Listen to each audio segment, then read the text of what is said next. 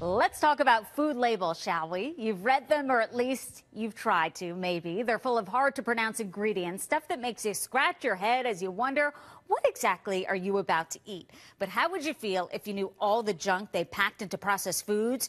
You may lose your appetite because some of this stuff is, for lack of a better word, pretty gross. We're going to tell you about it with Michael Doyle from the University of Georgia Center for Food Safety. Joins me now to talk about things you're eating with some very questionable ingredients. Great to have you here, Michael. Hey, it's a pleasure to be here, Susan. Okay, while I was reading some of the ingredients in some of this food, really made me never want to eat at least these ingredients that we have, at least the vanilla pudding. Let's first go through what types of foods we're eating and why this is going on. I believe the story on the pink slime, which we were eating, which was supposed to be meat, kind of set this thing off. Do you agree?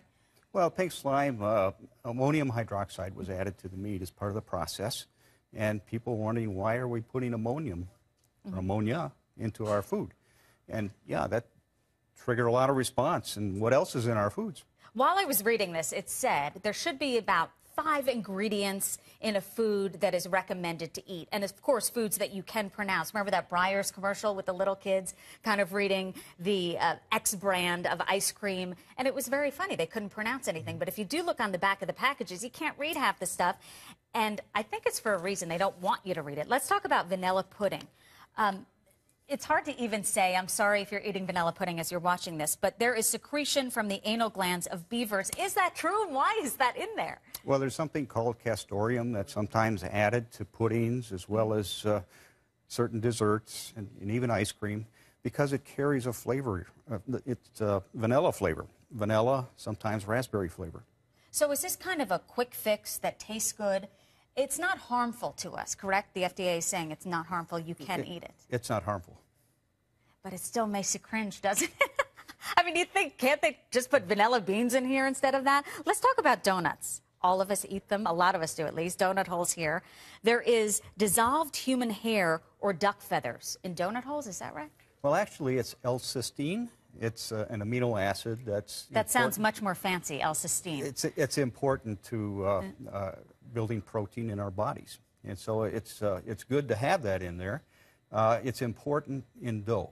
If you like thin pizza, thin sliced pizza, you have to have something like L-cysteine there, and I have some here.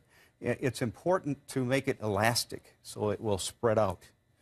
But it makes you think of the bigger picture, Michael, in terms of what tastes better and what is flavorful opposed to your long-term health.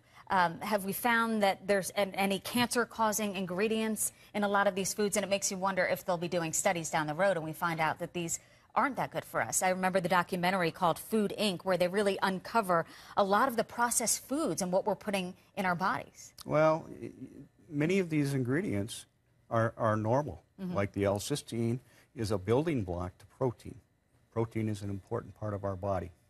I'd rather have a banana, I think, than a donut. All right, we're going on to the chili. We have to talk about this fast food chili. It's the scientific name for sand is in there, but considering the other two, sand doesn't sound so bad right now. What's in chili? Well, it's called silicon dioxide, but it's largely used in spices and powders to keep it from clumping. If we didn't add this silicon dioxide, it would clump together. And so the chili that's in there is a spice. And the reason we'd add the silicon dioxide is to keep the chili from clumping together. All right, the last food we're talking about is shredded cheese. Makes you wonder if they put this on the menu instead of fast food chili, sand, and instead of shredded cheese, wood pulp. Is that in here? Well, wood pulp carries something called cellulose. Cellulose is fiber. That's why we eat a lot of fruits and vegetables in large part, because it carries fiber. It's the same type of fiber. It's the cellulose in fruits and vegetables that's put into this type of a food. And this food would be the texture would be very mealy. It wouldn't be as easy to carry and put onto other foods. Okay, so the bottom line, do you recommend that people do the research before eating these foods, or you say this won't hurt you, it's just there to make it taste better, the food? Well, it can taste better, it can feel better, it's more enjoyable in many cases, and in some cases it costs less. All right, Michael Doyle, thank you for shedding light on what we're eating. And of course, I keep thinking back to that pink slime. Things are changing because people were now aware of this. Appreciate your time, Michael. Thank you.